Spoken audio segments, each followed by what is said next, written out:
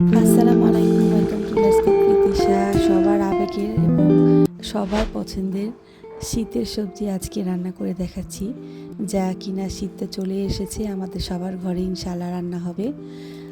আমি রান্না করেছিলাম শিম, কপি, টমেটো এবং আলু মিক্স করে শীতকালীন সবজি তরকারি রুই মাছ দিয়ে। আমি এজন্য সবার আগে কপিগুলোকে খুব সুন্দর করে ধুয়ে ভাপ দেওয়ার জন্য এখন পানিতে ছেড়ে দিয়েছি। এখানে আমি মাছগুলোকে মশলা মাখিয়ে নিলাম, আর এখন কপিগুলোকে তুলে একটু ভেজে নিব।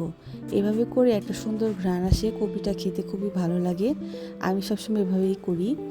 এখানে মাথাটা ভেজে নিচ্ছি সুন্দর করে এপিট ওপিট তেলে। আর রান্নার জন্য চলে আসলাম, পেঁয়াজটা ভেজে নিচ্ছি। পেঁয়াজটা খুব সুন্দর করে ভাজা হয়ে আসলে তারপর এখানে আমি বাটা পেঁয়াজ দিয়ে দিলাম, অল্প একটু আদা রসুন দিয়ে দিলাম। কপি তরকারিতে একটু আদা রসুন বাটাটা দিলে খেতে ভালো লাগে। এখন দিয়ে দিচ্ছি লবণ। এগুলোকে খুব সুন্দর করে বরাবরের মতো আমরা কষিয়ে নিব। মশলাটা ভালো করে কষানো হয়ে আসলে তারপর আমি এখানে লাল মরিচ গুঁড়া, হলুদ গুঁড়া এগুলো দিয়ে দিচ্ছি। খুব সুন্দর করে ভেজে নিব।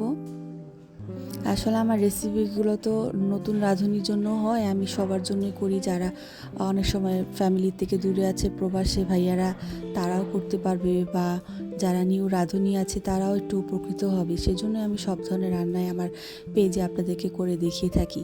এই যে দেখতে পাচ্ছেন, শিমগুলোকে ঢেকে রাখবেন না বেশিক্ষণ, তাহলে কি হবে, আপনার সবজির কালারটা নষ্ট হয়ে যাবে। অল্প কিছুক্ষণের জন্য ঢেকে রাখবেন, তারপর আপনি কি করবেন, এটাকে ঢাকনা তুলে সুন্দর করে কষাতে থাকবেন। এই যে দেখতে পাচ্ছেন সবজি থেকে যে পানিটা বের হয়েছে, এই পানিটাতেই আমাদের শিমটা কিন্তু রান্না হয়ে গেছে। এই পর্যায়ে আমি টমেটোগুলো আর আলু তো আমি কপির সাথে ভাপ দিয়ে নিয়েছিলাম, তো টমেটো, আলু, ফুলকপি এখন সব কিছু মিক্স করে দিলাম। কিছু ফ্রোজেন টমেটো ছিল যেগুলো অনেক টক, ওগুলো আমি রান্নাতে ইউজ করে ফেলেছি, তাতে করে আমার এক্সট্রা একটা টেস্ট হয়েছে। আপনি এখানে আরেকটা জিনিস অ্যাড করতে পারেন, যেটা আমি আজকে অ্যাড করিনি। অল্প একটু তেঁতুল গুলিয়ে তেঁতুলের মাঠটা আপনি এখানে তরকারিটা ইউজ করতে পারেন, তাতে করে কিন্তু সুন্দর একটা টেস্ট আসে। আপনারা ট্রাই করতে পারেন। আমার ভিডিওটি ভালো লাগলে লাইক, কমেন্ট, শেয়ার করবেন। আমি যে প্রসেসে আপনাদেরকে কমপ্লিট রান্নাটা করে দেখালাম, আপনারা ওভাবে করে দেখবেন।